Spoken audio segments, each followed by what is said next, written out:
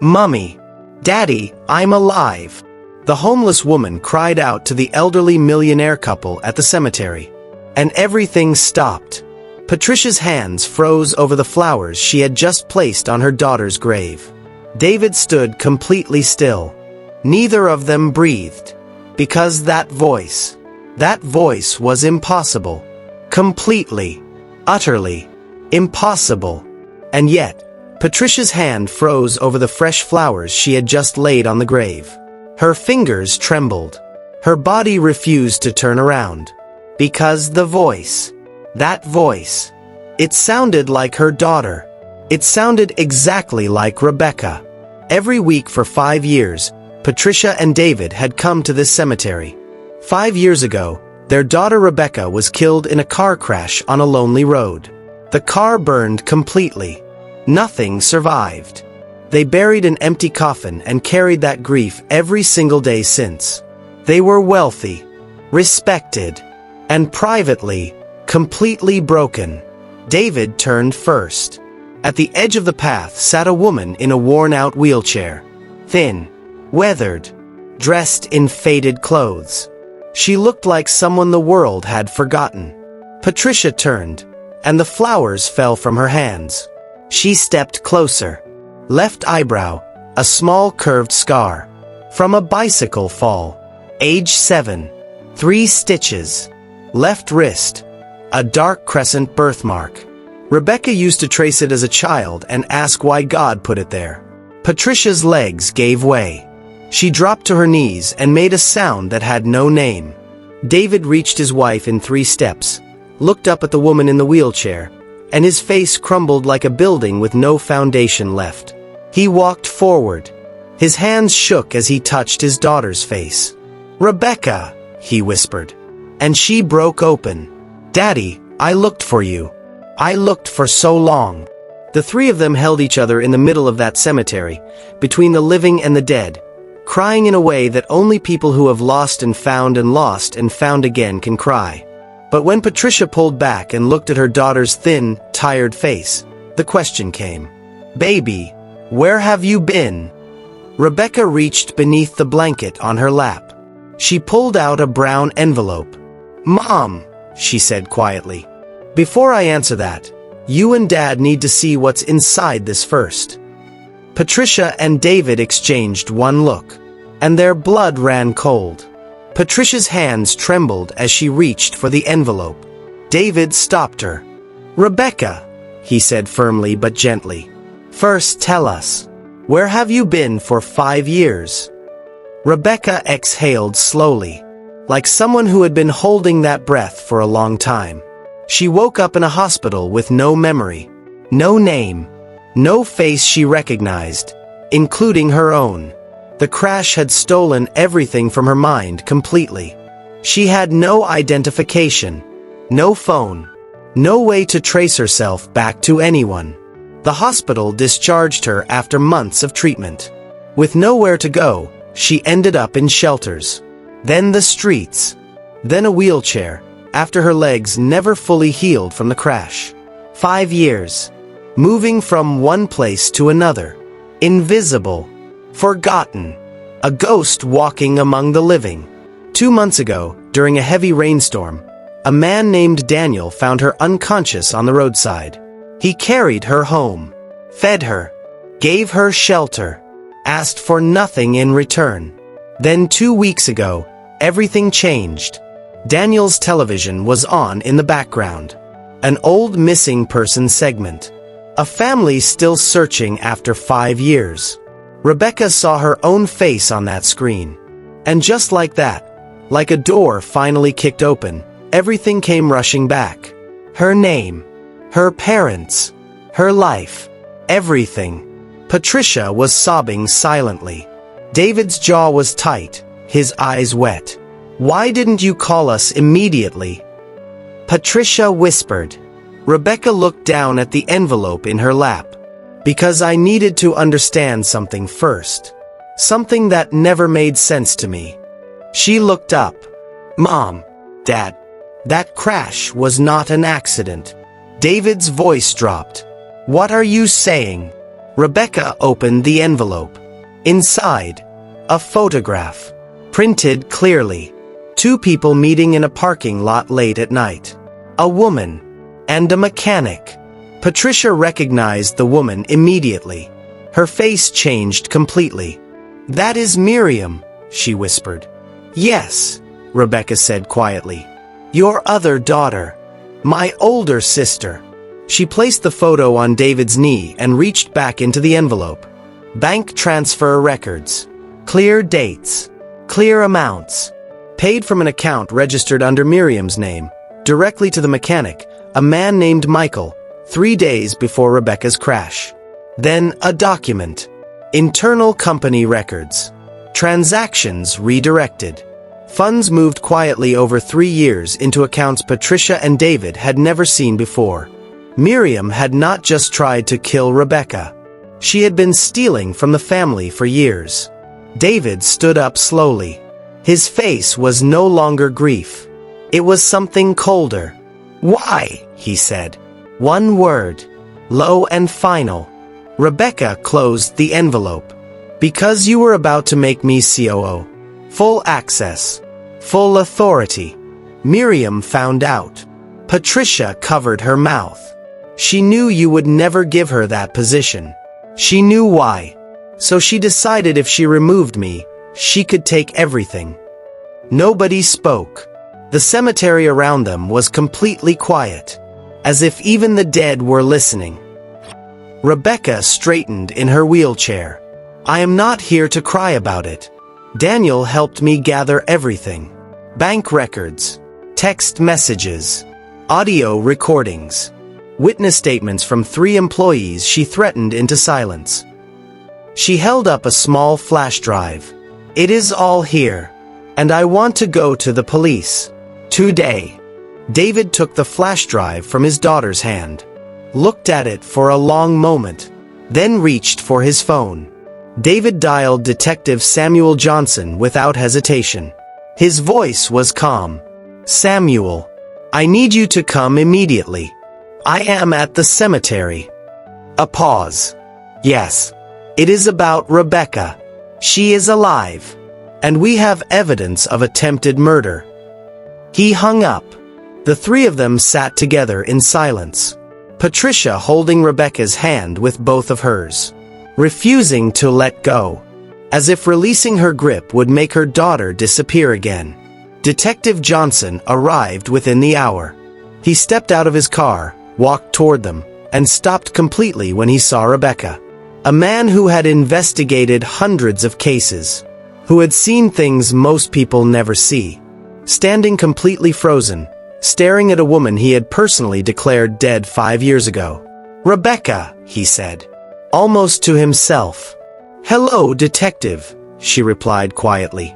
He composed himself fast, sat down, reviewed every document carefully, examined the flash drive contents on his laptop right there. The bank transfers, the audio recordings, the text messages, the employee statements. When he looked up, his face said everything. This is overwhelming evidence. Attempted murder, criminal conspiracy, fraud, embezzlement. He closed the laptop. "I will have arrest warrants issued before tonight." He was true to his word. By evening, 2 arrests were made. Miriam was taken from her luxury apartment. She came to the door expecting nobody and found 4 officers waiting. She was escorted out in handcuffs, still wearing her expensive jewelry, still smelling of the life she had stolen. The mechanic was arrested at his workshop, engine grease still on his hands, completely unprepared for the knock that had been coming for 5 years. Neither of them resisted, because there was nothing left to say. The interrogation room was cold and bare. Miriam sat across from Detective Johnson, arms folded, chin raised, denying everything, confident in the way that people who have never truly faced consequences always are. Then the door opened. Rebecca wheeled herself in. The color left Miriam's face instantly. Her folded arms dropped. Her chin came down. 5 years of carefully constructed lies collapsed in the 3 seconds it took her eyes to confirm what she was seeing. Her sister was alive. Rebecca stopped her wheelchair directly across the table, looked at Miriam for a long, quiet moment. "Why?" she asked. Just that one word. Miriam's jaw tightened.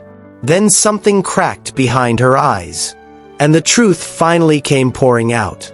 Miriam and Rebecca were the only 2 children Patricia and David ever had. 2 daughters. One company built over 40 years of sacrifice, sweat, and sleepless nights. And 2 completely different women. Rebecca had spent her life earning trust. She studied hard, worked harder.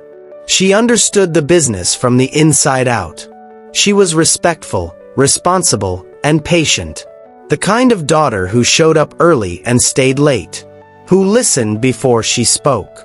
Who her parents could call at midnight with a problem and trust completely.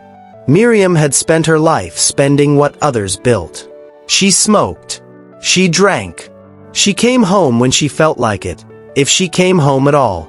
She moved through life like someone who believed the world owed her comfort without contribution. Clubs every weekend. Expensive trips she could not fund herself. Designer everything, paid for by parents who kept hoping she would change. Patricia and David had tried everything. Conversations. Boundaries. Tough love. Gentle love. Nothing reached her. And so the decision became obvious. Painful, but obvious. They could not hand their life's work to Miriam. Not because they did not love her, but because they loved what they had built too much to watch it destroyed overnight. Miriam was not ready. Miriam had never tried to be ready. Rebecca was the only choice. When the decision was finalized, Rebecca as COO, full authority, full access, someone told Miriam before the family announcement was made. And Miriam did not cry. She did not call her parents to argue or plead. She picked up her phone and called Michael the mechanic. "You were always their favorite," Miriam said in the interrogation room, her voice low and bitter. Hard-working Rebecca. Responsible Rebecca. Perfect Rebecca. Meanwhile, I was invisible. I was never enough no matter what. Rebecca's voice was steady. "You were never enough for yourself, Miriam. That was never our parents' fault." Miriam's eyes flashed. "You were going to take everything that should have been mine too. I was going to work for what I earned. Like I always did. You made me look useless just by existing." The room went completely silent. Then David stepped forward from the corner where he had been standing. Miriam had not noticed him until this moment. He looked at his older daughter for a long time. No anger on his face. Something worse than anger. Something final and irreversible. "We never chose Rebecca over you," he said quietly. "You chose this life over everything we tried to give you. Every warning. Every chance. Every conversation. You made your choices, Miriam. And now you will live with them." He paused. "I no longer have a daughter called Miriam." She broke completely. Explanations that arrived 5 years too late and fell on ears that had finally, painfully, closed. She was led away in handcuffs. Rebecca watched her go without a word. 3 days later, Rebecca brought her parents to a modest home on a quiet street. Daniel answered the door in simple clothes, surprised to find an elegantly dressed elderly couple standing beside the woman he had pulled from the rain 2 months ago. Patricia did not wait for an introduction. She stepped forward and held Daniel the way a mother holds someone who saved what she thought was gone forever. Daniel stood there, slightly stunned, arms eventually rising to embrace her back. David shook his hand firmly. Both hands. The kind of handshake that carries more than words can hold. "You kept our daughter alive," David said. "There is no currency for that. But we will spend the rest of our lives trying." Daniel shook his head humbly. "I only did what anyone should do." Rebecca smiled from her wheelchair.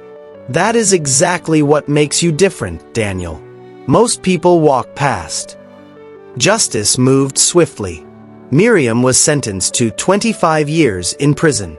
Michael the mechanic received 12. Every stolen coin was traced and recovered. The company was cleaned and secured. And Rebecca began to heal. Surgery after surgery. Physiotherapy session after session. Her parents beside her for every single one. Making up for 5 years of absence in every small and large way they could find.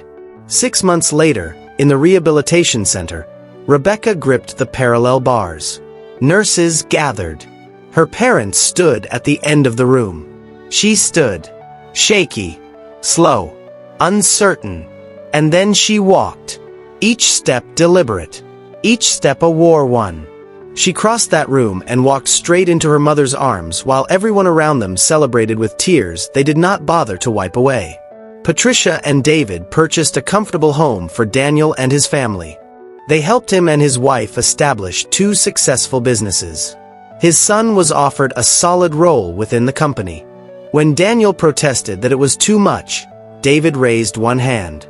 This is gratitude, not charity. There is a difference. 2 years later, Rebecca married Andrew, a compassionate social worker she met while volunteering at a shelter during her recovery. The wedding was intimate and beautiful.